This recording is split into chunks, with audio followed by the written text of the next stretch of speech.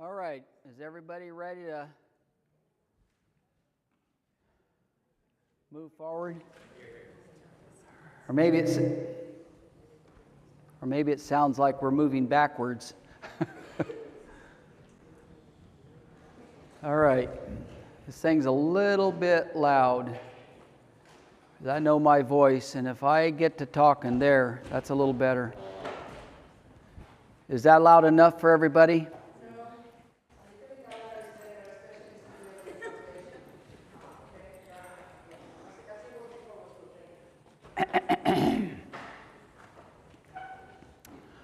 All right.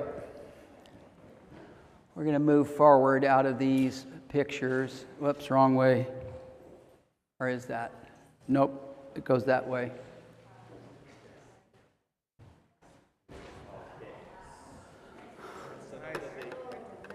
All right. This is my favorite part. I love to grow food. All right. We start dealing again with homesteading, and this thing is a little too loud. Someone needs to turn this thing down because I'm going to really tear some ears up.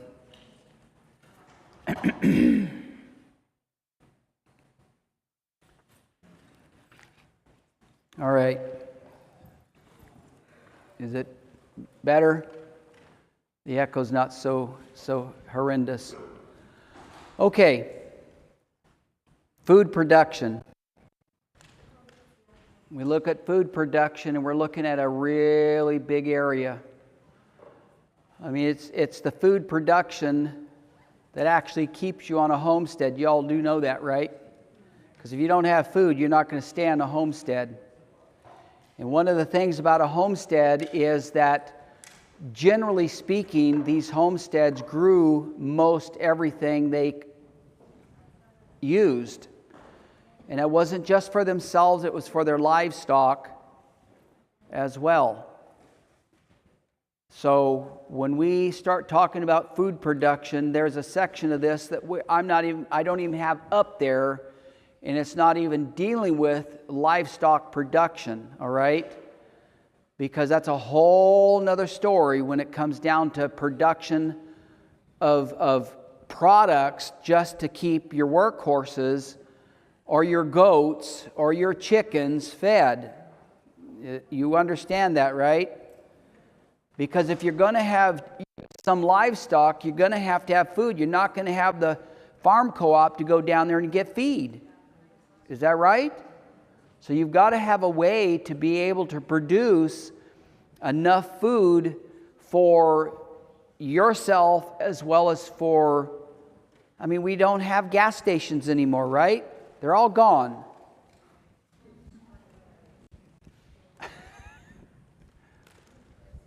It will come.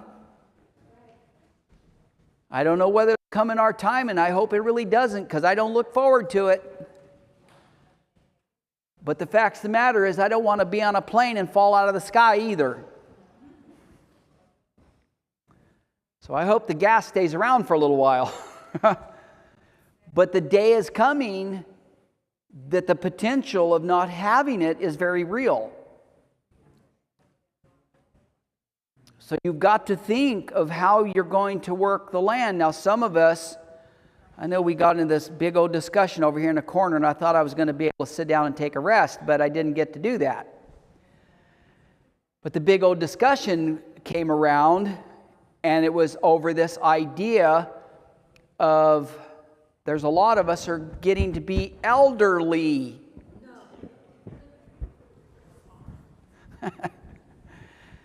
Now, there was a day I wouldn't have said that because I thought that was kind of not too nice. But you know what? I'm getting to be an elder. Oh, and I don't like it. I never thought I'd see the day that I'd be 70 years old doing what I'm doing. I'm thankful that I've got the health I have, and I'm thankful I've got the education I have and the abilities I have. I have a lot to be thankful for, and that is the honest truth. The biggest thing I'm thankful for is all of you. You've been a great blessing to me, and you just don't know that.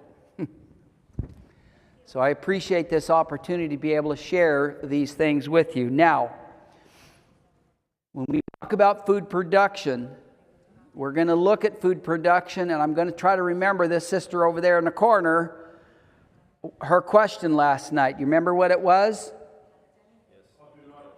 It had to deal with food production. And we're going to look at some of these things. I don't have a lot of those pictures. In fact, I don't have any of those pictures on this slide production, but you're going to get a drift. One of the things that I have seen on farmsteads that I think was lacking with a lot of farmsteads or homesteads is that they'll go to the country and they'll go to the homestead, and they get kind of in a situation, unless there's some of us elderly people that have made a good living over a long time and have a good bank account and can live on that bank account for a period of time, or they have Social Security or whatever. Not everybody has that. And some of us are young enough that it's not going to come in your time frame. And that's the truth. In fact, the truth of the matter is if you don't have a bank account, you're not going to have a Social Security account either.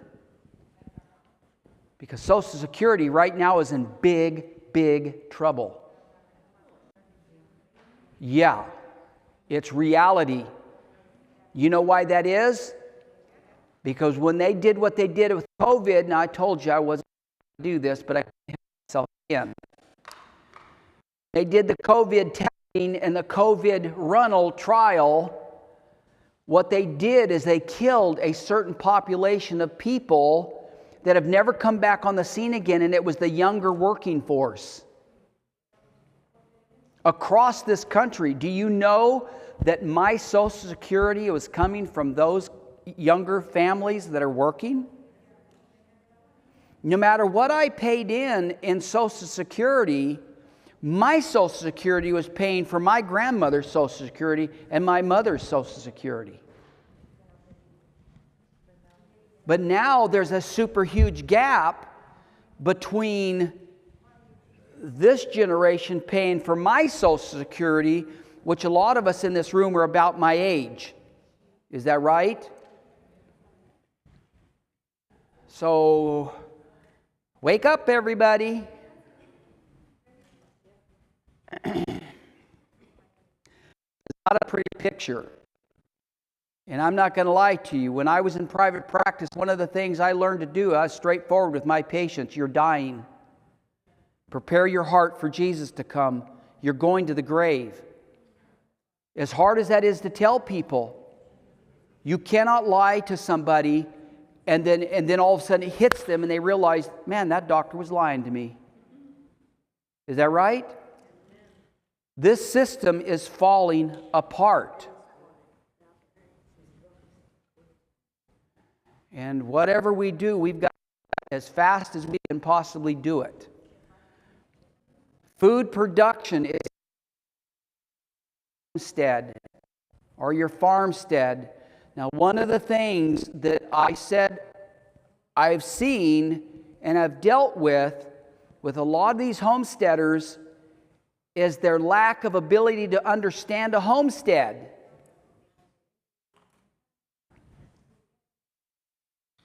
What does a homestead mean to you? Why do you even have an interest in it? You know, you keep hearing me say that, but none of you give me an answer.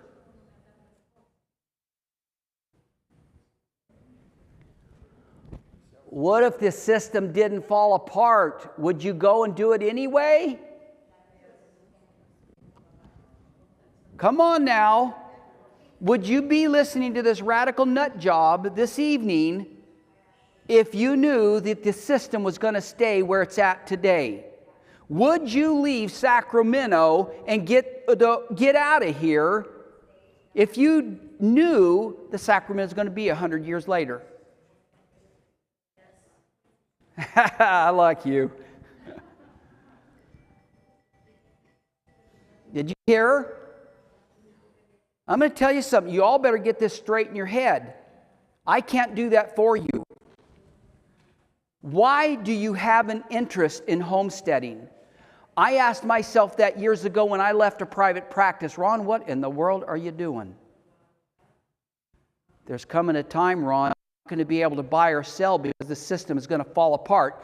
I was just a young 16-year-old hippie when I first heard that. I'm 69 years old. That's a long time ago. And here, my wife and I were just talking about this. We're still doing it. Well, I'm not sure. But, we're still doing it. We're still out here. And so, anyways, I can get sidetracked really fast. When we talk about food production, again, what I've seen on a lot of these homesteads is the lack of ability to be a homestead. On a homestead, one of the things that I have learned over my little small years of journey was you're not going out there to survive. Hello? I'll bet you most of you in here have got that in your brain. Is that right? If it falls apart, it's going to fall apart. But if it doesn't fall apart, are you going to stay there? Are you going to live there? Is your heart still there? Are you going, no, I'm going back to Babylon. No, I'm going back to Sodom. I sure liked it there. You hear me?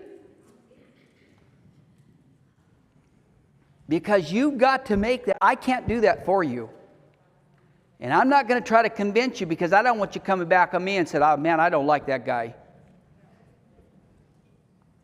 That guy really told us a big bunch of hooey. And I'm going to tell you something. You've got to make that decision in your own minds. It's got to become so part of you in your inner spirit that you live according to the conscience that you have. When I have seen some of these homesteaders, they go out there for the purpose of survival, and that's what we have going on right now. I never did it for survival. I did it because I liked the lifestyle. I love the way we live. I just about love it as much as I love my wife. But I don't love it as much as I love Jesus. Because my homestead isn't my Jesus. It isn't my Savior. And I told you that before. But I sure do love the lifestyle. And I would love to see all of you doing it. Now, when it comes down to food, what you see up there on the board, or up on that whatever that is up there, is one of our homesteads. It's not the one I'm on now, but it was one of our homesteads. And on that homestead, I was making a very good living right off the homestead. We grew enough food on this homestead for 500 people. Yeah, get your head wrapped around that one. And it was me and my wife. Yes. Yes. We were running 5 acres. 5 acres of food production. And we're going to get into discussing this. What you can do on a small piece of land will blow your minds. It will blow your minds what you can do on a small piece of land. Now I'm going to tell you something. The benefit of getting your head on straight, I don't care what your age is you can grow enough food for excess to be able to sell to your neighbors or to sell if the economy holds for a while. That's one of the things about a homestead, is that a lot of these homesteaders don't have any clue that the homestead is supposed to be a living. It's supposed to be your lifestyle. What are you going to do? What we ended up doing is I started growing a garden, and it was just about the size of that thing right there. That was years and years and years ago. And because I fell in love doing it, I just kept getting bigger and bigger until my wife says, "Ron, what are you doing?" I said, "I don't know. I'm just trying to grow more food." Well, it got to the point where I had so much good excess that I said, well, and that's when I left my private practice, and my wife came to me and says, "Ron, what do you really want to do?" I said, "I want to grow food." And so we left my private practice. I bought a place, and we started growing commercial, smaller at first. And I says, you know, the neat thing of it is we grow all of our own food and we sell the excess. And we were making enough money to take care of all of our needs as we began to develop the homestead and its business backing. Every farm is a business, folks. You've got to think it as a business. You're not going out there just for survival, but if you're there, use what you got to make an income with it.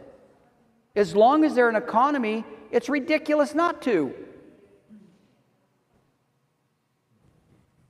There are farmers markets.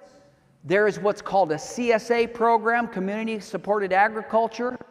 We got into the CSA program, and we had 150 membership that was feeding 500 people in that 150 membership. You have no idea what that means unless you've been a part of one. We were running a box of food every week to these people that bought this box. And each one of these boxes cost $35 at 150 boxes a week. You get it? You get it? Yeah, I see your eyeballs lighting up. When I think homestead, that's exactly the way I think. I'm not looking to go out there and survive out in the middle of the boonies just to survive. I think homesteading is the way the pioneers thought about homesteading. They grew a lot of food, not just for their animals, but for sale. And they had all the food they wanted for their own use to put away in their cellars or canning or whatever it was. That piece of ground right there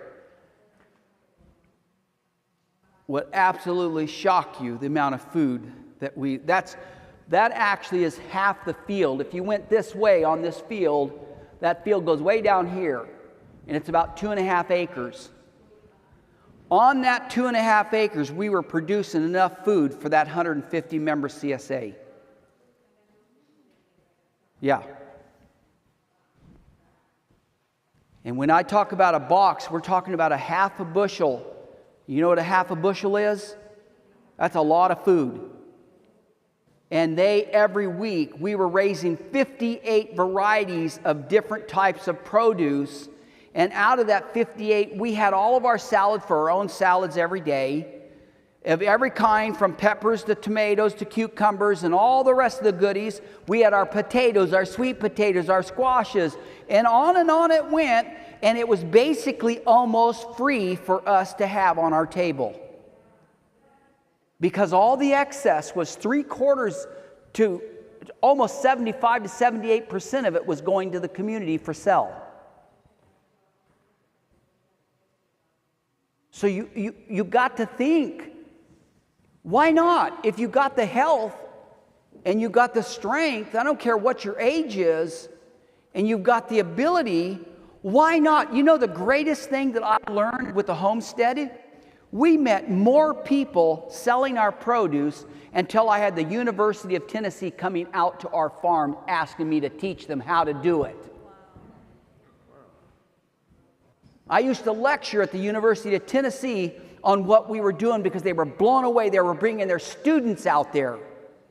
They had never seen a homestead. They said, "Ron, I had inspectors coming out there that were secretly coming to the farm trying to trip me up. And they said, man, you are above and beyond. I said, because I believe in order. The thing that they freaked out on is, man, this is the most beautiful piece of farm I've ever seen. And I took pride in my farm. That farm doesn't have a weed in it. And you can see it, and there's no Roundup on this farm. Now I got to get off my braggadocio. But I put a lot of pride into the work. I want our farms, when people walk onto your homestead, they're going like, wow. I know what you think when you look at those pictures. Because I see the same thing. But the amount of food that's being produced there is mind-staggering. You're looking at beds. Those are 36-inch beds cut right down, each one of those. The ground was so amazing, you could sink your hand into it that deep. Just by pushing your hand into it. We've had people just freaking out. How in the world have you done this? And that's what I did. I spent most of my lecturing years in educating people on organic produce farming. What did I do? Okay. Those are 36-inch beds. Those 36-inch beds go all the way across this field. Now I'm going to tell you something. Those beds are producing enough foot. Each one of those are 200-foot rows. From down here to down there. And there's 2 rows, at least what you're seeing of these, there's 2 rows in each one of these beds. These are the brassica families. They're various different greens and radishes and all these things, and then lettuce and on it goes. But every foot, every 12 inches, there's a plant. How many plants is in one row? 200-foot row, there's 400 plants in a bed.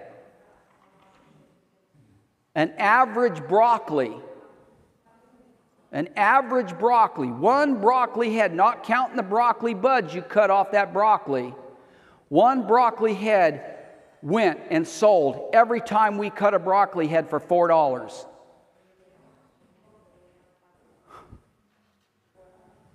And get your head wrapped around what we're talking about. We're talking about organic produce. We're not talking about chemical grown junk. When people ate this food, it melted in their mouth and it blew their mind. I had people saying, what in the world have you done to this food? How come it just slaps you in the face? I had kids coming out here begging me for carrots. Where's the candy? No, they came out asking for carrots. Because they would bite into these carrots and it would absolutely blow their minds. The parents were saying, what in the world? Our kids don't like carrots. I said, of course not. You feed them that garbage Walmart carrot and you're going to get what you eat. So, just on the homestead alone, folks, if you learn the art of growing food, it's very, very important. If you want a really good book that will give you a lot of good guidelines, get Elliot Coleman. Look him up online. Elliot Coleman is one of the gurus in America of growing lots of food on little land. Okay? What? Well, we're not getting there yet. We'll get there. And the book, Elliot Coleman, he's got, I think there's 4 books that he's written, and all of them are great. But he's got a Master Gardener's book on organic gardening. It's a super, super nice book. Easy to understand. I like the way he writes. But what he's taught, and it's revolutionized the growing ability on small land, is how much food you can put. There's no way on planet Earth you can eat what's just right there. You do know that, right?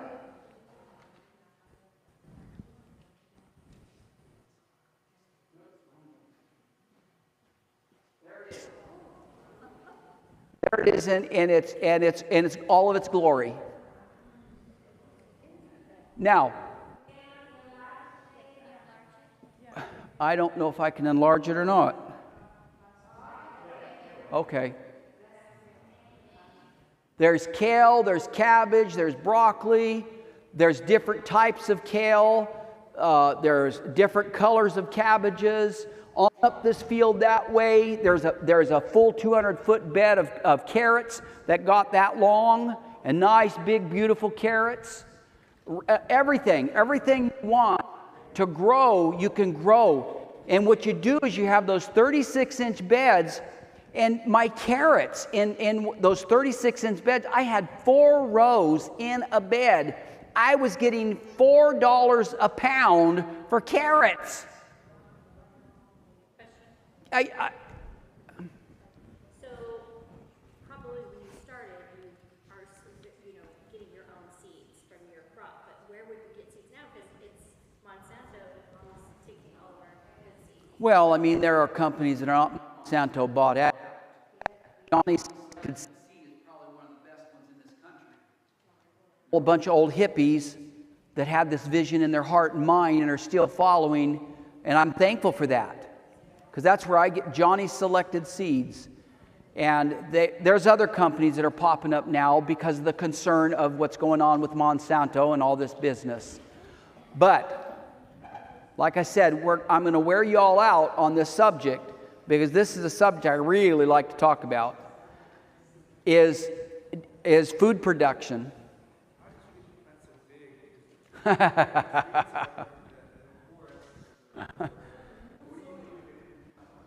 Now, I'm just giving you a foretaste, and then we'll try to talk about how in the world they get like that. We have a big composting area, but each one of these beds, you would not believe, we had a company not far away that it was called Monterey Mushroom. We use the Monterey mushroom dirt, or compost dirt they call it. I don't know if they have it out here or not, or whether you can even get it. But I used to buy a dump truck, and a dump truck is 22 yards. I don't know if you can comprehend how big that is and how much that is. That would fill up that whole platform right there, about that deep. 22 dump trucks. And I'm going to tell you, every year, and I spread every last one of them by hand. In every one of those 22, or those beds that you see there, that were 200 foot long, I did that year after year by hand. It was all done. I tell you, I'm not bragging, I'm just telling you, I was a force to be contended with. And everybody knew that. But Ron got old and wore himself out. And I found a company up in Pennsylvania that was a company that built manure spreaders. And I called him and talked with the owner. And he said, "Man, how much compost do you spread by hand?" I said, "Well, truckloads, dump truck, 22 yards, and you're doing that by hand?" He said, "You are nuts." I said, "Yeah, but I like it." He said, "Look, I got a machine that you need." He said, "I'm going to send you pictures of it on the computer. You look it over. I'll ship it to you for free because of who you are." And that thing spreads it all for me now. It goes perfectly right behind my little old Farmall. I got a 48 Farmall tractor that's made for produce production. When I left my horses, I went to that little old 48 model Farmall tractor, little 100, and it goes perfectly. And I can drive that tractor right over, and the wheels make the 36-inch bed, and the spreader spreads it right on top of that bed. I used to do that all by a shovel. and a wheelbarrow. And now Ron got lazy.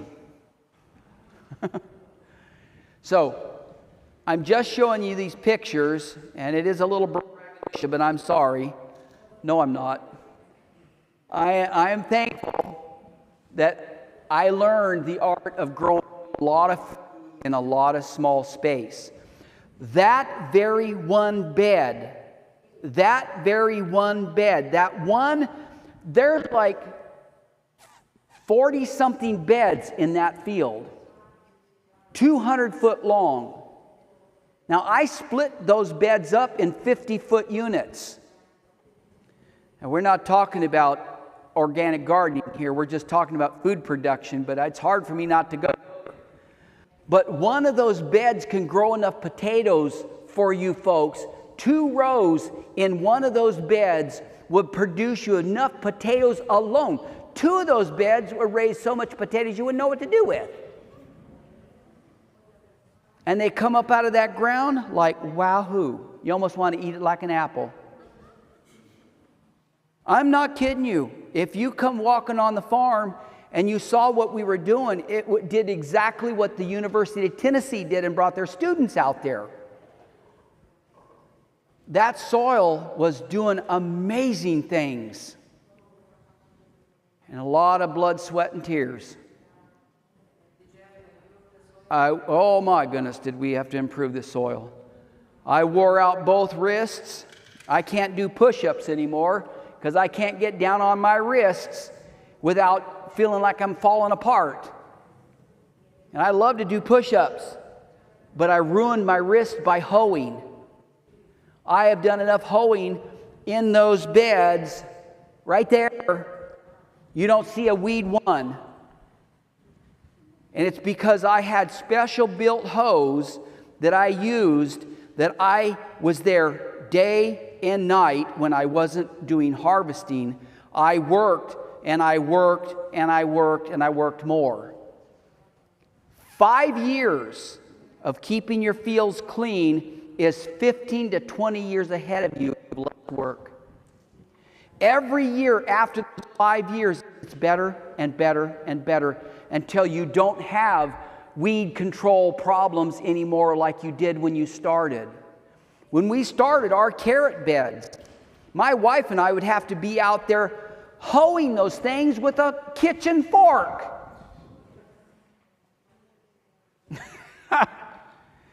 Now, I'm laying this stuff on you because if you think about going to homesteading, you better start thinking differently. You're not going to go out there and say, oh, I got a piece of ground and I'm going to have a garden and it's just going to be so nice. It ain't so nice, honey. Let me tell you. It's a lot of work. And every year we took those kitchen forks out there to where we were getting carrots like this and beautiful and smack you in the face when you eat them. You could eat the greens off of these carrots. They were that good. But it took a lot of backbone and sweat. And you got to think. Now remember, $3 to $4 a pound? Why not sell 75 to 80% of that bed of carrots? Man, you ain't going to eat that many carrots. But seed's cheap, takes a lot of labor, and you can create a market. And the neat thing of it is you meet people where you build community. Yeah, when they see this, they say, Ron, can I come to your farm? No.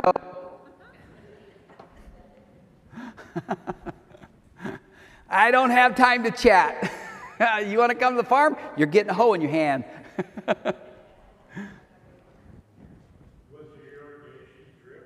Yes. Now you can see it right down the row. Every one of those drip lines were all put in there by myself.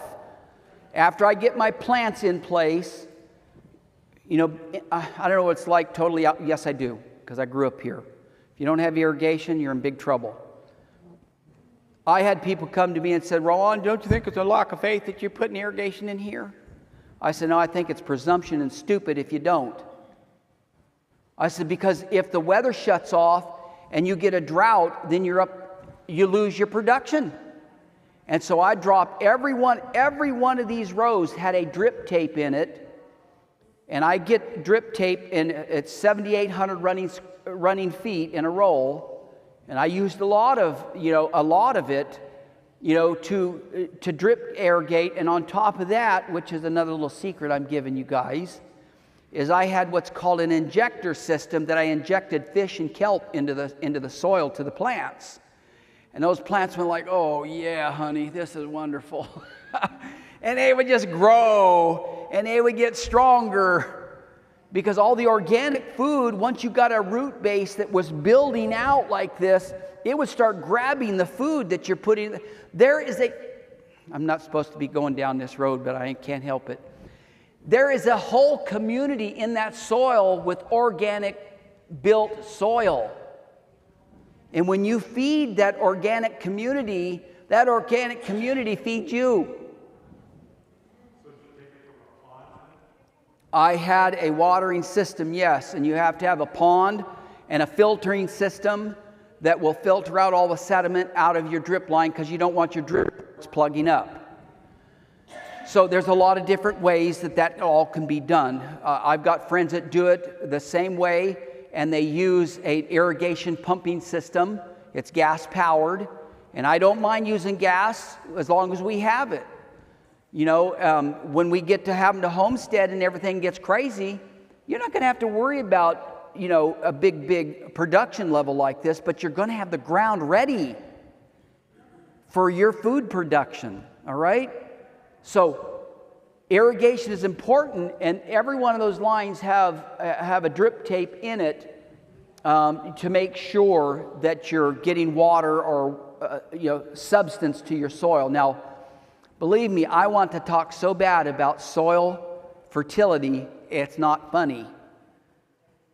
But it is very, very, very, very important. You are what you eat. And there is no lying about that. When God, through Christ Jesus, His Son, created us, what did He create you of? Dirt. So don't get so proud. You're just a bunch of dirt. The book says, from dirt you came, so dirt you will return. Is that right? Now, the better your dirt is, the better your dirt is. And I don't know how to tell you that, but to tell you that. The more you feed that soil, the soil will feed you, because you are what the soil is. Your energy will be in your soil, and the better your soil gets, the less your bug problem is. You would not believe, these people walked on the farm, and I thought people that said this stuff were a bunch of kooks, because they were eating everything up. But my soil wasn't right up to par what it should have been, and they still we raised bugs for the world back there in Tennessee and Kentucky. So if you want to come back and homestead and enjoy the bugs, come. But the stronger and the healthier those plants get, kelp. You've heard of liquid kelp, right? You know what liquid kelp is? Huh?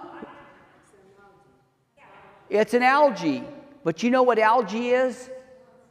If you take an analogy of kelp or any of those seaweeds, it will blow your mind what's in that plant. All of the minerals of our land has landed up in the ocean. And all those minerals have gone into kelp and seaweeds. And it's those kelps. People ask me, Ron, how in the world do you get this stuff to taste like food? I use kelp. There's another little secret. And kelp If you want an immune system, you don't want to be getting sick all the time, don't go get dadgum vaccine.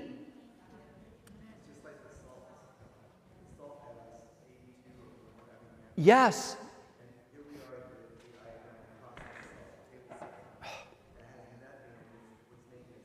It's disgusting. Oh, brother, I love you. I'm going to tell you something, folks.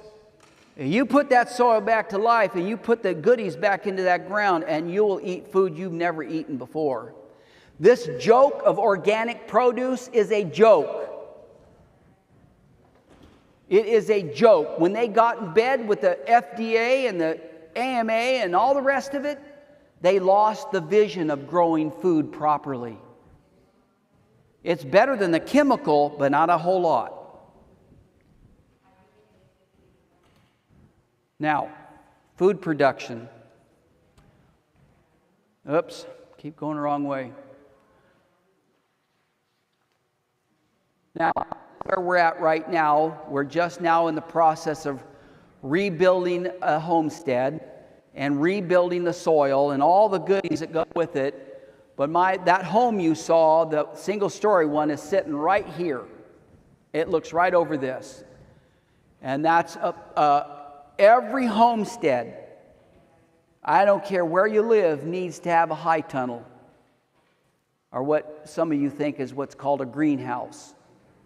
Now, in that picture right there, you see over there, those were commercial-sized high tunnels. Those were 100-footers by, some were 25 foot wide, and my biggest ones were 32 feet wide. All right? And they were full of food, and we're going to see some of that. But what you can do inside a high tunnel on your homestead is you can grow food through the winter in there that you can get your fresh veggies out of it. We're still eating carrots and beets and greens right now that we planted in late fall in our high tunnel. You know, not everybody has California climate. You hear me? Oh, brother, I can go in there and no, I better not talk that way. I can go down there and strip down naked if I wanted to in the winter time and work in there. And I don't do that, but you can. You can walk in there and you wouldn't believe how nice it is. It's just solar controlled. The heat is collected in there, and food will amazingly grow all winter long. It's a 6 mil plastic. It's a greenhouse plastic, and it will last you 8 to 10 years. 6 to 8 mil, yeah. Not too thick? Yeah, you can get it. I don't use it because I don't like it's just too thick. And it's really hard to work with, and I'm not real sure you get that much greater, you know. What it does is it cuts down on a lot of sunlight shortly thereof, and you can't afford to have that being done. Now, talking about high tunnels, I'm just trying to push myself because, what's that?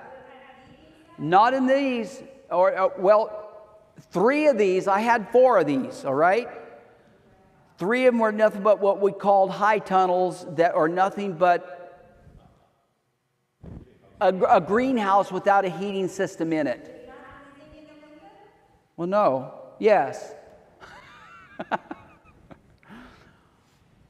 It depends on what you're growing in the winter. If you want tomatoes in the winter, you can do it, but you have to pay the price in staying up all night, keeping a fire going to keep your greenhouse going, okay? I don't raise tomatoes in the winter months. I don't like doing that. I like to get some sleep. But what I do raise in there is I can raise all the greens, all the carrots, all the beets. I can raise all kinds of root crops in there, and I can be eating all the vegetables. I told my wife just the other day, I said, Chris, this is amazing. Every time I go down here, I get to go to my own Walmart, and I get to get all the fresh veggies I want. I can pick what we want, and we can eat what we want, and we can do. We just had a great big meal before I got on the plane, and it was all right out of the garden. This picture here, you see that line of that tree right there? Our home is sitting right there. Now, I'm just trying to show you what you can do. And what you can do is you can make a good living at this if you need to make a good living on your homestead. Even if you don't need it, I still suggest doing it. Now, let's look a little bit further here. Oops, wrong way again.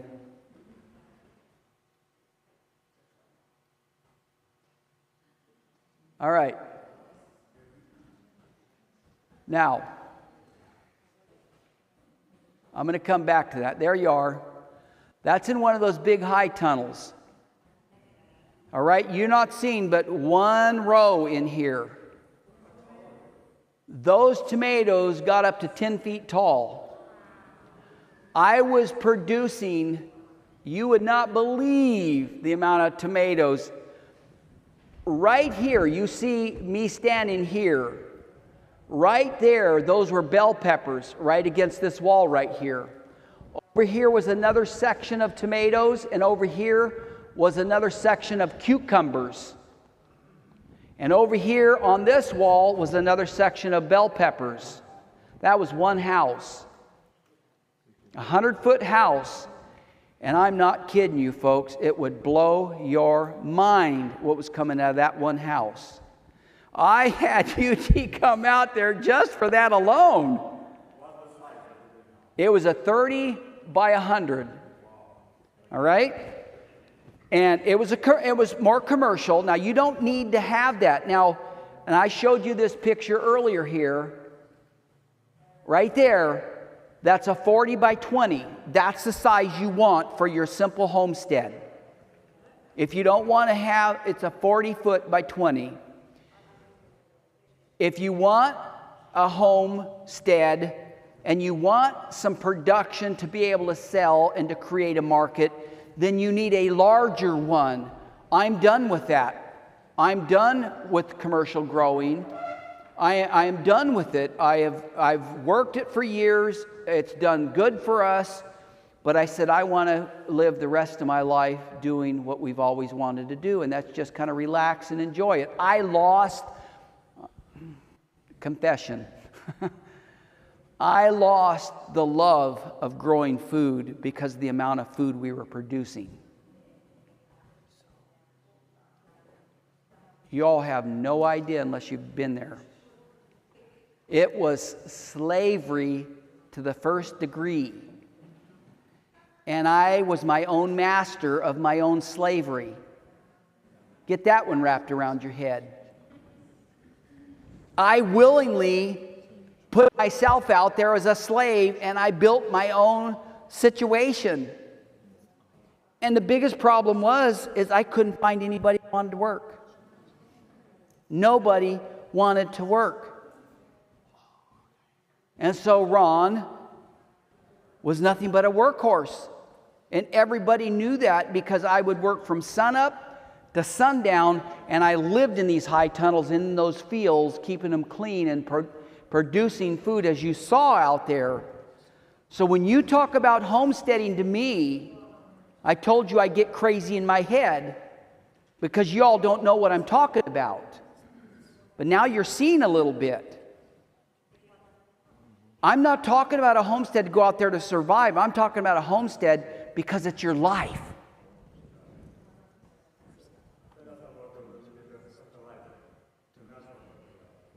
All right. Those are figs off of our present farm. Yes. And berries, raspberries. Right there. This side of that high tunnel you see right there, right over there, believe it or not, right there is our garden. I told my wife, I said, Chris, I'm having a hard time doing this. I'm used to doing acres. But right over on this side of the high tunnel, there's grapes, raspberries, asparagus on both ends here. And this is just a small patch. Years ago, I had 200-foot rows of raspberries and 200-foot rows of blackberries. All right? And we were all hand-picking these things. And it went out every week when they were in production to our CSA members, and they were getting all this fruit, and they were so thankful for it, and I hated every minute of it. Because it's a lot of work. I cannot stress that enough. I want you to leave the city, but you better prepare your mind for where we're going. It's not a game. It is reality. It is a tough decision to make. But I'm going to tell you something. I will do this again if I had another life to live. I would not change it. I am thankful for everything it's been to me. Excuse me? Yeah, I'm young yet, 70 years old. That's young enough.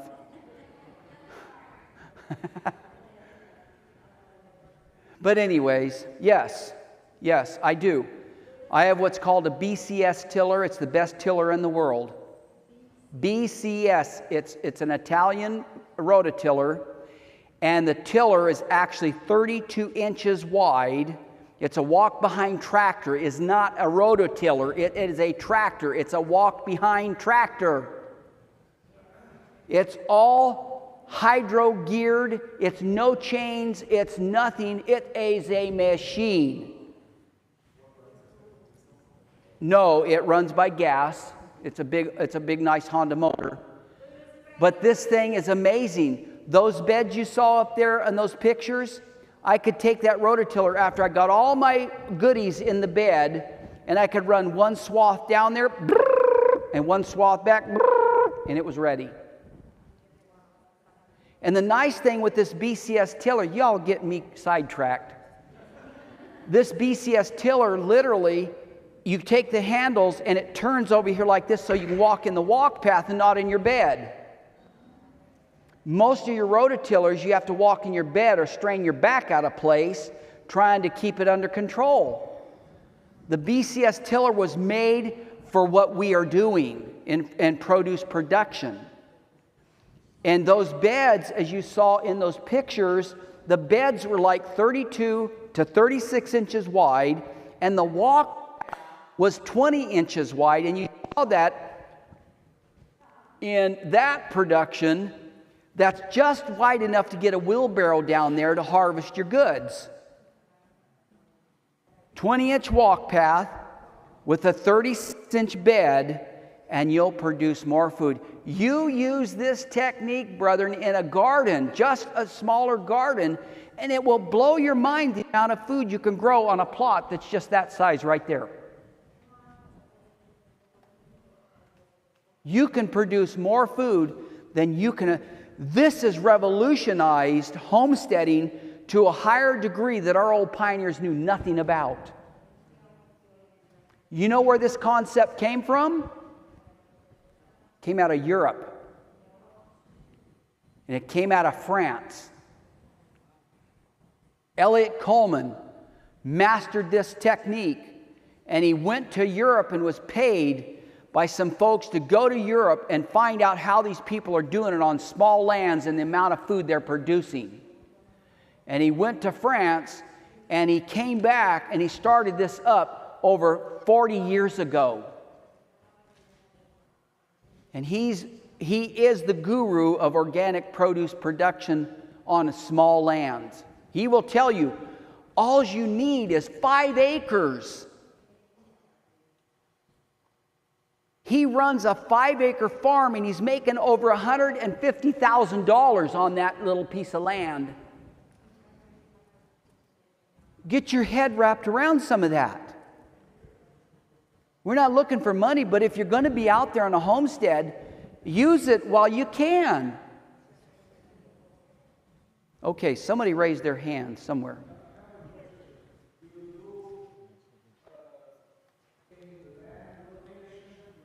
Yep.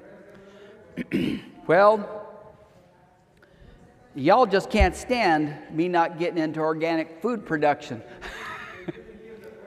Yeah. The question was, do we do any rotation? We do a lot of things. And like I said, how long do y'all want to be here tonight? 1 a.m. No. I'm not staying up to 1 like I did last night. You can sit. I refuse. But we'll talk a little bit about that. There's a whole art. Literally, I could come back here and we could go through another workshop seminar on just food production. I'm just stimulating your brains, folks. That's all I'm doing this time around. I'm willing to come back, maybe.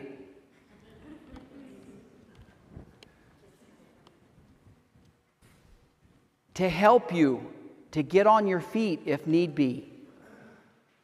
My life is yours, and I want you to know that, and I mean that.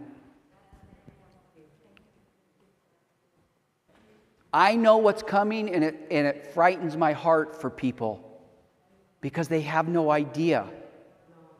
They don't even know how to grow a garden hardly, much less enough to survive what's coming. And that's why I'm sharing. I'm not trying to brag to y'all, but I am, and I can't help it. God has been good to me, and He's taught me wondrous things. You can see it. I mean, you can see it. What is your pollinator situation here? Do you keep bees, or is it? I don't need to keep bees personally because we have wild bees, and they do all the work for me. I don't like working bees anymore. I used to work bees, but these domestic bees have become so raped that they're no longer... They're difficult, as this brother back here knows. They're difficult to keep alive without a lot of chemicals. There are ways of doing it, and I frankly have never had a real problem with it because I am not in a chemical environment. God has done wondrous things if we would just learn to live with nature as they're supposed to be. Wild bees that are little bitty fellas about the size of my little fingernail that live somewhere out there in the great wilds, and I roll my curtains up on my high tunnels, and these little boogers come in there and they pollinate all my tomatoes and all my cucumbers, and they go in there working. They're in there all day long, and they don't bite me, they don't sting me. I can go in there and work, and they're swinging around my head and flying around, and they're doing their job. And they are doing what needs to be done, but you've got to work with them as they will work with you. I believe that's the way the Creator made it to be. And I've just tried to follow some of those guidelines. So bee production in our area we're living in an agriculture community, so there's commercial, all that stuff that's going on over here behind us and way over there and all over the place. It can't get away from that. So you're dealing with, things. So when you're looking for land, you're trying to look for land where you have some kind of protection and environment. And that's what we kind of have done. So now,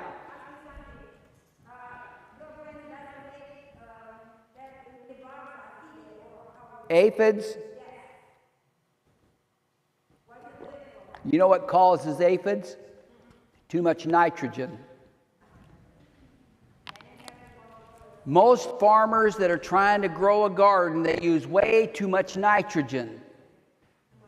And that's from either too much manure that is too fresh and not composted. I don't use fresh manure. It is composted for at least a year's period of season.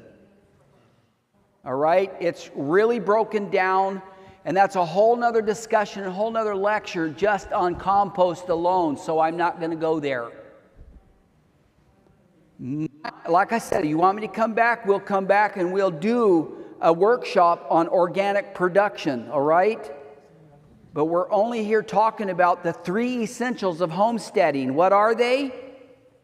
Shelter, Water and food production. Now you're seeing food production. Now, in these structures on a homestead, this sister over here asked me a question yesterday about harvesting grains. Did I not hear her ask me that? I want to address that. There is a lot of stuff to cover, and we're not going to make it.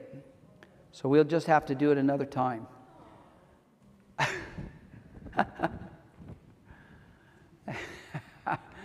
I don't mind that. That sounded all right. At least it was. So,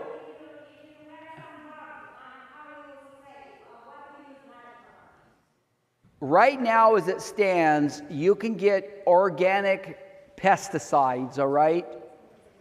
And I use one, it's called Conserve. And it comes from a plant derived, and this pesticide will kill you as fast as anything. It's not a toy. It's not to be messed with. But it is water soluble, and it's not like the chemical pesticides that it penetrates the cellular structure of the plant because of its binding materials. And when you eat it, you're eating these pesticides. The pesticide I use when I need to use it, what it does is it will dissolve just by the morning dew.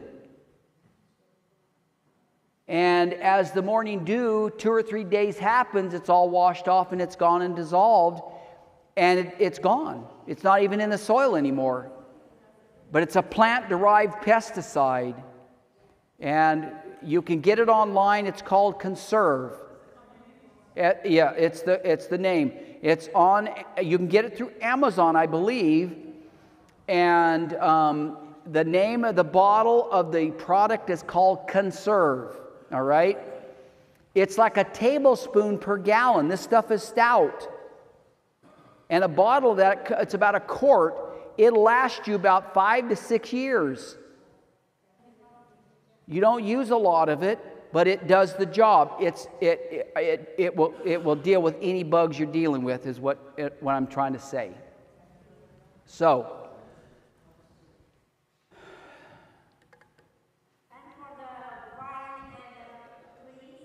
what's that? It works for any food production. Yes. Anyway, that's our place right now, and you can see the size of those tomatoes right there. And the peppers were the exact same way, and we treated the soil. And this soil was the most sickest soil I've ever bought in my entire life. I was ashamed to call it my farm, and I still am. But we're working with it, and we're building it, and hopefully within, if time lasts, a few years, it'll be like that place you saw over there, but on a smaller scale, which is okay with me, because I have another 1-acre garden you all don't see on this picture that's somewhere else on the farm that we produce all of our big stuff, like potatoes and squash and sweet potatoes and all those goodies, and even field corn to where we use for cornmeal and all that stuff. You just don't see it up here.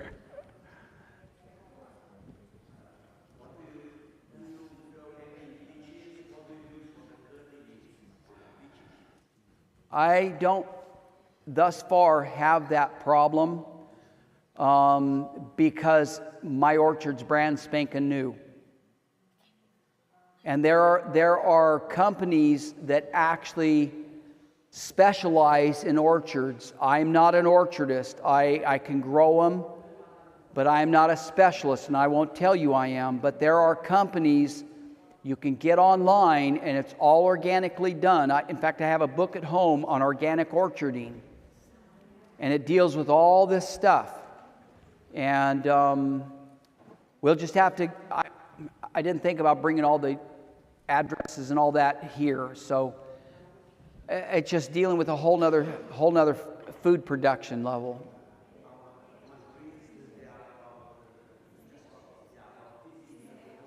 $15 years? Yeah.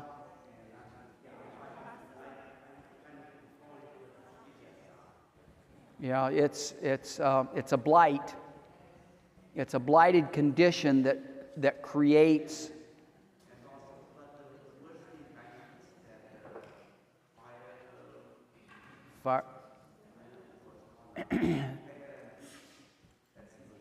Back our way, it's caused because of cedar trees.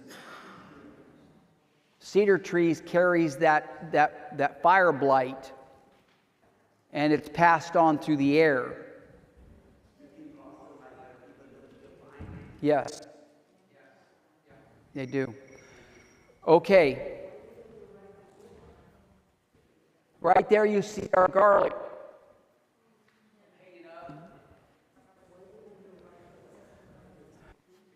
Write a book. A weekly Zoom? Oh, I love you too. No, you can communicate with us through the computer. It's Urban Plow, Herb, H-E-R-B, and Plow @gmail.com.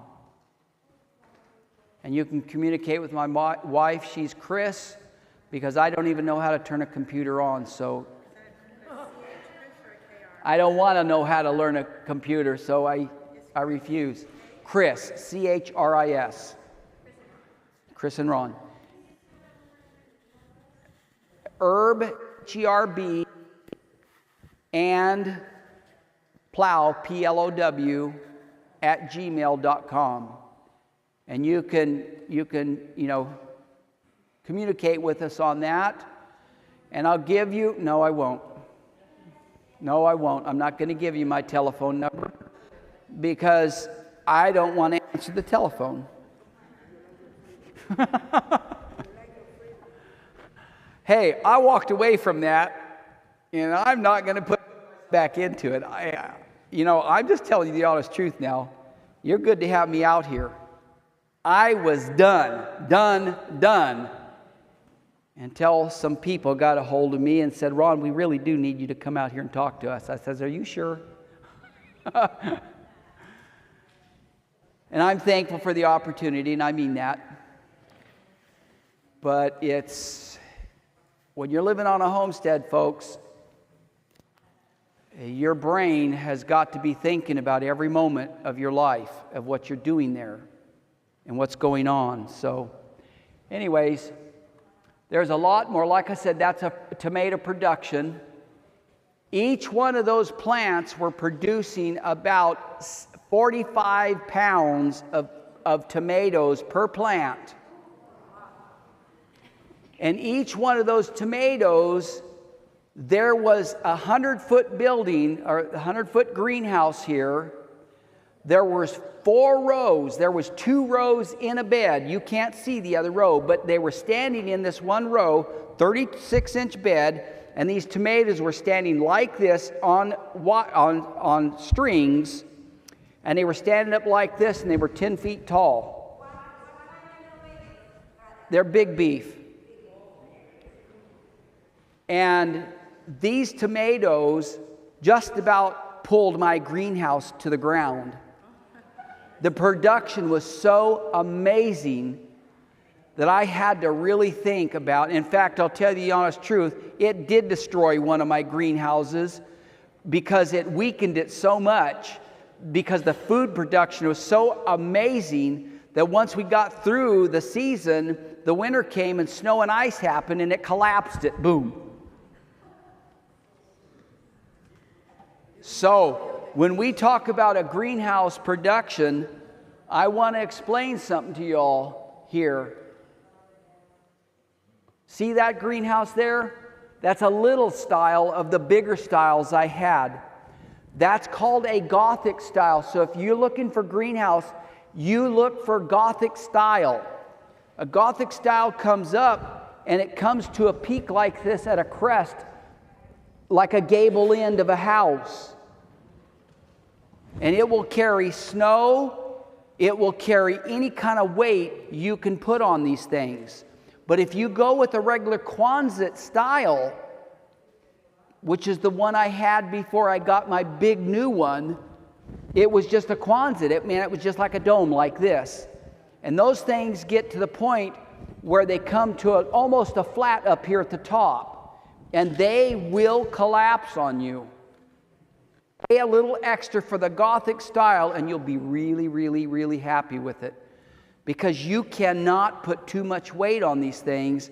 The more weight, the stronger they become, because they're built to take that. That's what they're made for. This is 40 by 20. This is just a nice small one. It's what I recommend for every, homestead for yourself. Now, if you're going to go into food production, if you have a heart to do it, then I would recommend at least a 96 to 100 foot by 20 or 30. And I'm going to tell you something, what you can produce in there, you wouldn't. I had 4 of these. We had eggplant in one of them. We had Japanese eggplant. You know what they're like, right? They're skinny and they're long and they're usually kind of a burgundy color. We had eggplants 7 to 8 feet tall. I am not lying to you. Believe me. I had to have a stepping stool to harvest eggplant.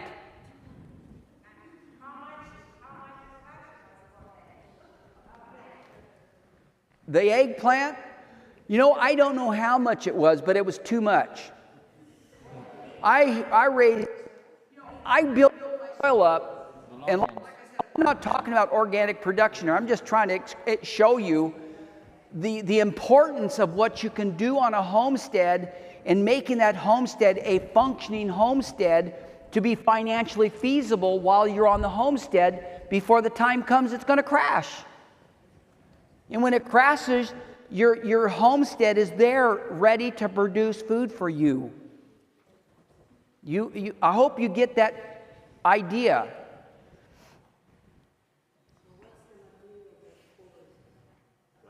It's a plastic. It's a greenhouse plastic. It's not a normal plastic. When you order a high tunnel and you go through a company, which we have one back there, but it won't do you any good out here. They have them here too. You just have to tell them you want the plastic with it, and they will provide you with the plastic for that greenhouse production. Now, on those high tunnels, when I come back, if I come back, we will work through high tunnel production, all right? We will deal with organic gardening. We will deal with that idea up there, and we will work with another workshop with you folks on how to do it. I'm not here to tell you how to do it. I'm just trying to encourage you to tell you what you can do. Everyone else can do this. I don't care. I'm still doing this. I've scaled back because I'm done with the commercial life.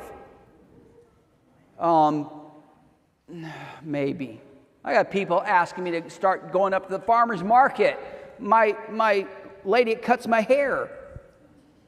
She says, "Ron, are you going to raise some more cantaloupe and watermelon?" She says, "Man, they were the best cantaloupe and watermelon I've ever eaten in my life. How in the world?" I was just up there before I came out to get a haircut because it was getting kind of raggy looking. And there was another farmer in there.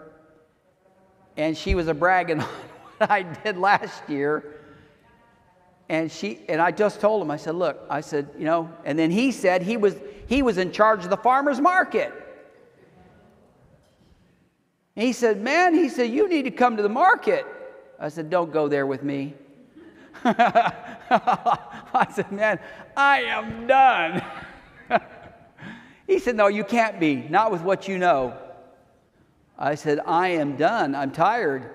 Believe me, I cannot tell you how tired this boy is."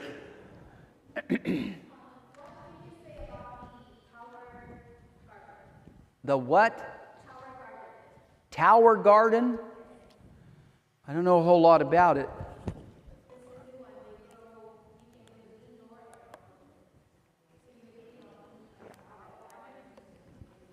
Is it, what is it? I don't,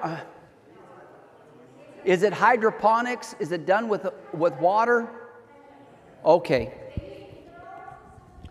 Okay, now I know what you're talking about. I thought that's what you were talking. I wasn't real sure. You want my opinion? I don't want to give it to you. I don't know where you're coming from, and I don't want to offend you, and I really don't know who you are, but I'm going to tell you straight where I believe in it. God put the plants in the soil. God put the plants in the soil in the Garden of Eden, and it's good enough for me. And that's where I stay. I don't care what all these people talk about. And I know the soil is where God put it. And I know that's what I was built of. It was not hydroponic. I was not a fish.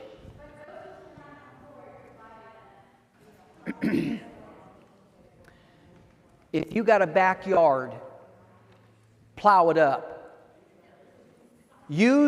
Get rid of your stupid shrubberies that's producing no food and put shrubberies in there like blueberries and raspberries and grapes and plants that's going to produce you food. You can do it I know people. I knew a guy in Canada that was just a ordinary guy that got into organic growing. And what he did is he went to his neighbors and he said, look, he said, would you let me use your yard to grow food? They said yes. The guy's making almost $200,000 a year. Just in yards.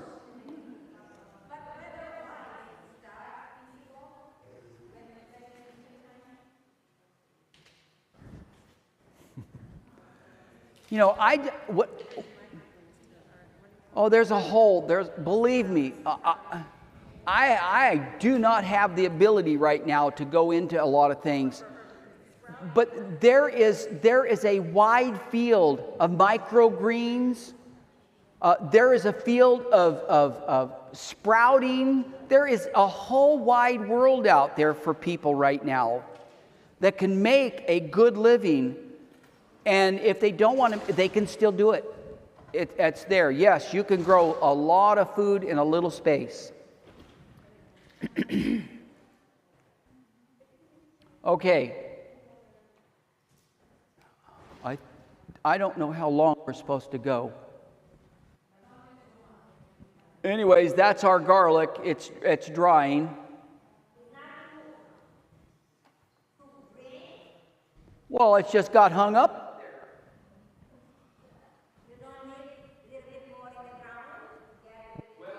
The ground will rot in our country because we get rain, what's called the latter rain, and latter rain on garlic doesn't do garlic very good if you leave it throughout the latter rain. It will overripen and it will rot in the ground. So I have to pull mine out younger. I mean, it's in full development. I have to pull it out younger and let it in the barn. Now, that was my potato patch. And that's a younger potato patch. Those are 200-foot rows. And that was enough potatoes grown there. There's 1, 2, 3, 4, 5, 6 rows. There are potatoes right there. And that was enough potatoes to fill that CSA. You cannot believe the amount of potatoes that come out of that ground.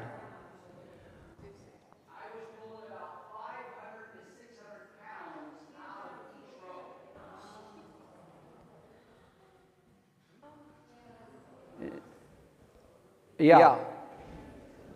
All right? I'm just telling you.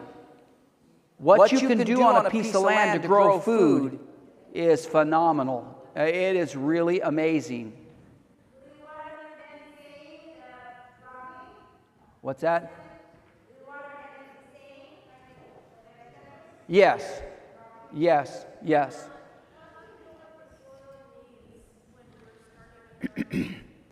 Like I said, we're not here to talk about organic produce production. I'm just stimulating your mind. When we come back, if we have time,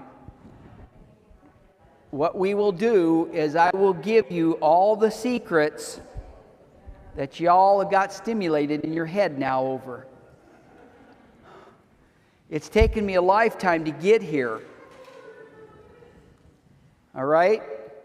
And it's working, as you can see. This is no joke. I'm not just doing this to just play with your heads. When we talk about homesteading, I think differently. I think of what I can do, what I can produce, and how much can I produce, and how you cannot believe if you just take one row there, and let's say you just got 400 pounds off of that row.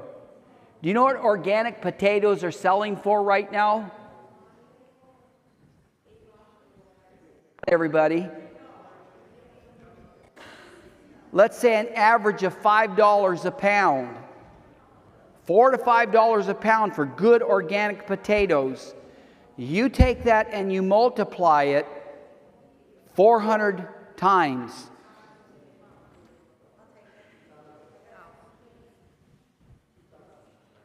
Per row.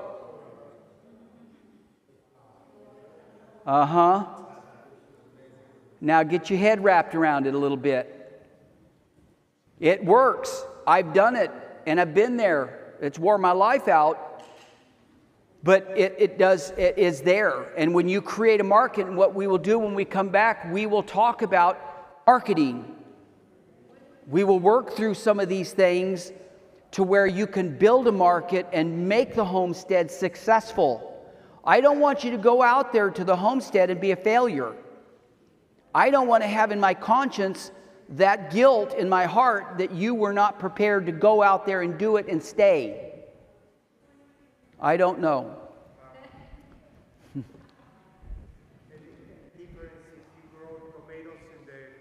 Oh, very good. Did you hear what he's asked? Is there any difference between tomato production in a greenhouse versus on the outside? I can't answer that for out here in California altogether, but I can tell you my experience. I don't use one pesticide, one herbicide, one fungicide, one anycide, blighticide, or nothing inside these houses, but good organic food in the soil. All right? I don't have zero sprays on these. I don't have to deal with blights or anything because I inject with my injector system a high amount of calcium and fish. And when you keep that production up, this is supposed to be done in that other lecture, you know. It keeps the hormones and the immune system of that plant all the way to its top peak. And it will produce food like blows your mind. You cannot believe you're only seeing a wee bit up there. What come out of that house year after year after year of amazing amount of food, and those plants never blighted and got sick. They were healthy and strong.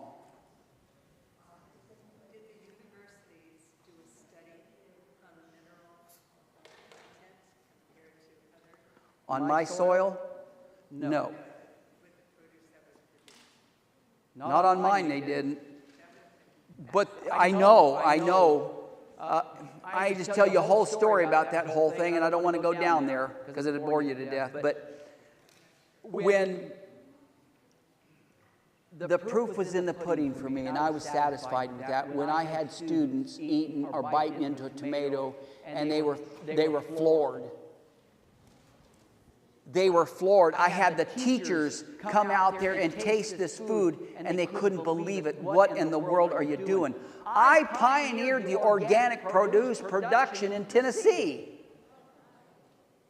They come to me and ask me, and I'm not bragging, but because of my experience in years of producing food that they saw happening, they came to me and asked me to run a food bank that the state was going to control, and I said no. You will not control me, and you will not take my farm over, and you will not do this to me. You can forget it. That's what the state of Tennessee University did to me, and I told them to get off my farm and don't come back.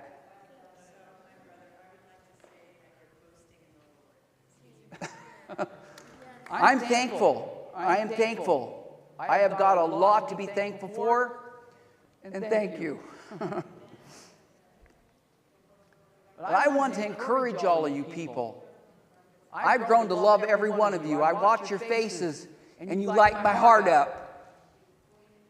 We need to do something, folks. I will covet myself to you. I mean that. If I can help you to get out of here, I will do that. I mean that. It's wore my spirit out, friends. I mean it. What's going on right now in this country? I never thought I would see the day that we would be in the condition we are right now.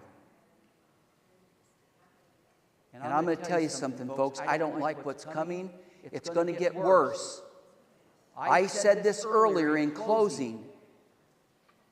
I hope you're all believers in here, and I hope you're all Christians. I don't know where you're coming from, but I say this because I love you all, and I mean that. This thing is going to swing to the far right, and we're going to see what the book of Revelation chapter 13 says about forcing you to worship the beast. We've got a president, and I believe Trump is going to become that president that is saying things that puts the fear in my legs. He's saying to the churches now, I will give you more power than you've ever had. You know what he's saying?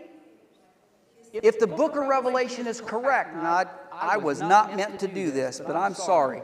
But the book of Revelation states very clearly that the United States would make an image to that beast system, and when you study this thing out, it means that they will bind church and state together, where the church will control the state and the state will control you. And they will dictate to you when you can and when you can't, or whether you will or whether you will not. And if we are not built on the rock, Jesus Christ, brethren, we will not stand. He has got to be our lover. He has to be, brethren. Not some church, not some denomination, but Jesus and Jesus alone. Thank God for brethren that have an organized body of believers. But they're not going to save you. They can help you along your way, and thank God for that. But you've got to have a relationship with Jesus, friends, more than you've ever had it. And if there ever was a time that you get on your knees and you search your journey, it is now. I'm telling you, friends, I'm not saying this to preach at you, but things are hitting right in our face. I have talked this, and I've never lived until now to see what's happening is astounding. You hear politicians talking Jesus. We've never heard that in our... Have you ever heard that in your lifetime? I'm going to tell you something, folks. It all sounds good to the ear, but it is not good where it's going. Some of these folks came from the old country, and they know what communism did. But communism was nothing to what the Roman Catholic Church did in Europe. And what the Roman Catholic Church did in Europe, I've got some good friends that are Roman Catholics. I married a Roman Catholic woman that became a true believer in Christ. But that system is the death of the European people. And this country is right down its track right now. And I'm going to tell you something. We need to be serious about what we're doing, and we need to be serious about working together, and we need to be serious about doing something about it. Get on the land and start living the life that the Lord wants you to live. Whatever you've got to do to sacrifice to get there, do it. Do it. The dividends are they're just great. Oh, brother, it's in heavenly places, brother. So, you can see I can get real wound up on that story, but it's so real to me that when I see faces like this, I see things that you may not see, and it fills my heart up, and I can't help but say, get out of here. Yes. Now, I'm going to finish. There was a question, somebody. Okay, here and here, and then I'll get to your question. I just wanted, I don't think I got the grain part. Were you going to say more about grains? Grains? Yes, that's what her question was. I was going to ask if you considered any other states good for homesteading. How about like Idaho? Yes, absolutely yes. Texas? Now, Texas has some good areas, absolutely.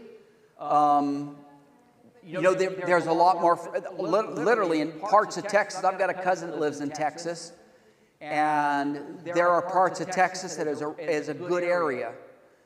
Just look and watch and stay away from the New Age corners. But also Texas is going to be heavily hit with the 20-year drought, like California and Texas. Well, you can deal with drought. You have a homestead, you got water, you can still grow food. What you're looking for is you're looking for a piece of land that you can live on. And you just have to look in the states that don't have so much choking restrictions.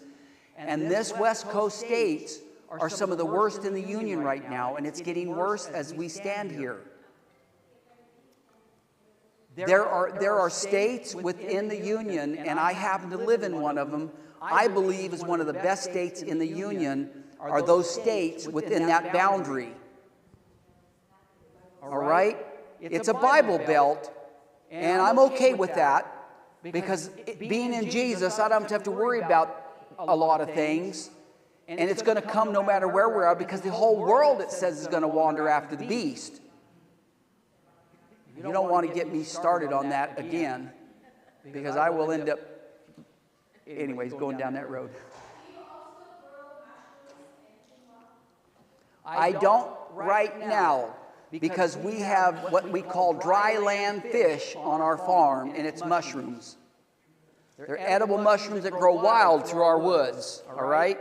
Now, I used to raise mushrooms, and various shiitakes is the main one we raised at the time, and we did it in wood logs, and it was a really neat production, but, I grew to the place where I couldn't keep up with it all.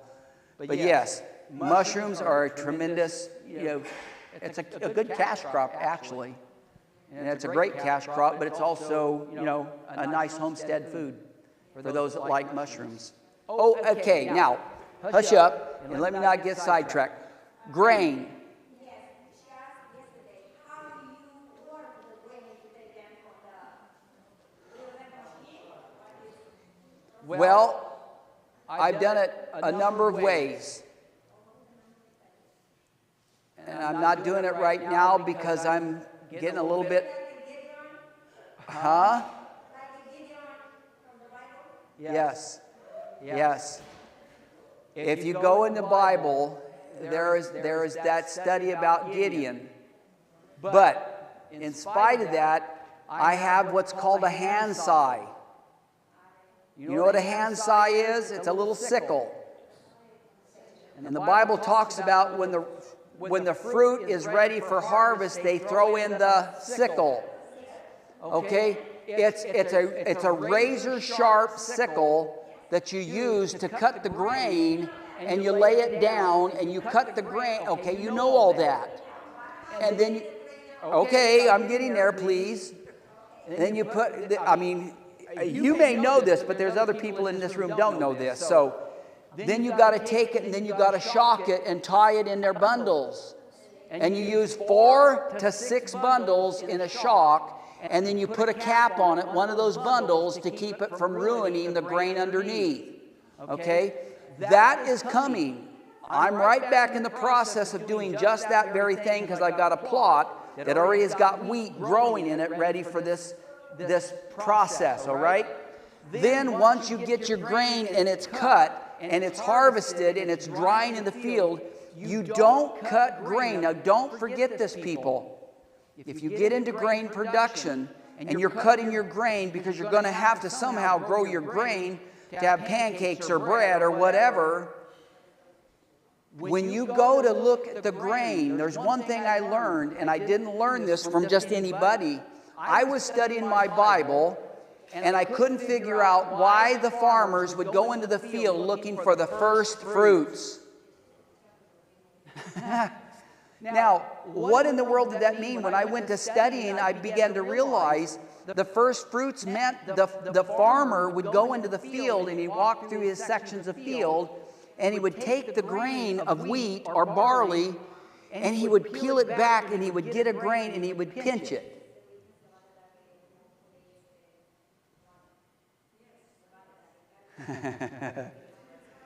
He wanted to see whether it was in the melt dough stage, predominantly dough and not melt, because if you cut that grain when it's too dry, it will shatter and go all over the ground. The other thing they found out in the grain production of it is that when they cut it in its proper melt dough stage, the protein level of that grain was at its all-high time, and the gluten content was gone in it, and there was no problems of digesting wheat. It was predominantly in its sugar stage as a pre-digested grain that was like as if you sprouted it. And it was 100% usable as food. I grew our own grain on our homestead for years and did it just that way, and we never bought one bag of wheat. Yeah. And that grain, when you ate that loaf of bread, girl, it just melted in your mouth. The flavor of that wheat was unbelievable. You know all this griping and belly aching about gluten intolerance? Well, you know what gluten intolerance is caused by?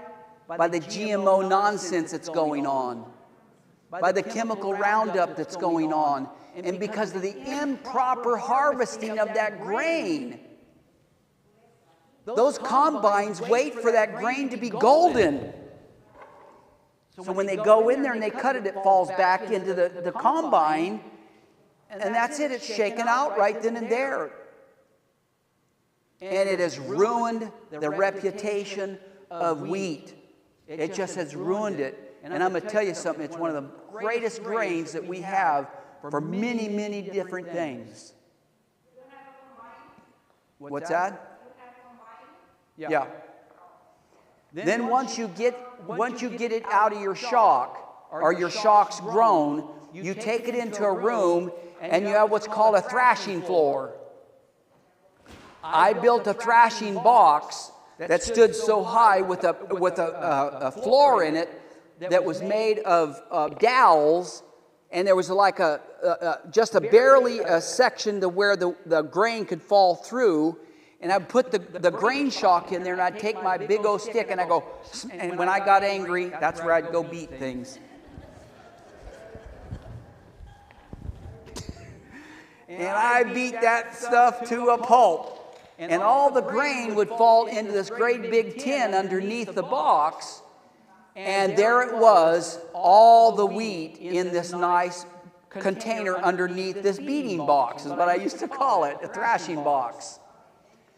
And then, if you don't have what I have, I've got a cleaner that is like a winnower that you pour the grain into the top of it, and you turn it with a crank like this, and this big fan gets to going, and the chaff goes pew, and all the wheat is separated into a 5-gallon buckets. Now, if you don't have that, then what you do is you wait for a good windy day, and you take your grain in a pan, and you go, whoo, and it goes down like this, and all the chaff goes, whoo. You go, whoo. And away the chaff goes. And it may take a number of time, but you will get a great big, nice 5, 10, 15, 20 gallons of wheat that will carry you through the season. Are you ready to start rolling up your sleeves? But it is there to be done. And we've got some younger people in here. I hope and pray that you get the vision. Because I tell you, it's there to be done. And it is a great life, my friends. I mean it. I will never, God help me never to be ashamed or be sorry I ever started down this path. Because it's been a great life. It really has. And if I had 50 years ahead of us and the world didn't fall apart and Jesus didn't come back soon, which I hope and pray He does, that I still would have 50 more years of it. I would do it again. I would do it again. And God knows I would do it again, and He would give me the strength to learn even more than I know today. And so I just want to encourage you, and I want to thank all of you for being willing to listen to me.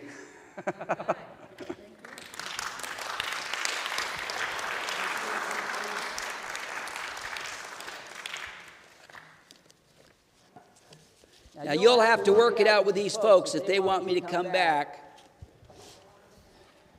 And we'll try to do something again. A little on the level of, produce production.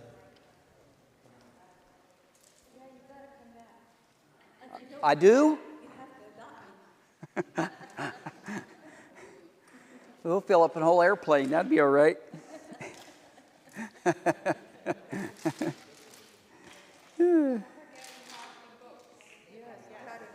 Oh, yes. We're going to hand the books out, one per family, and we do have some great controversy as well if you want to take one. If you don't know of these books, I want to encourage those that don't know these books, please take one. The book Great Controversy rattled my gates in my hippie years. It helped me to see. It's a book dealing with the end time events. It gives you a lot of neat history, but it'll help you to see what's coming. I am not kidding you. It shook me up big time, but it shook me up in a right positive direction. I needed to be shooken up. So if you've never seen it, get it. And the little book, Country Living, oh, it's wonderful. It's just a great little book. Where is it? They have it back. So we do thank you, the brother, for coming out and doing this for us. And if you have filled out the card, we will definitely let you know when it's coming back, and we'll try and schedule something before our release, so you can let us know when you can come back. So thank you. Thank you, everyone, for coming. I want to invite you to come to our church. But I need to have one through Adrian. Yeah.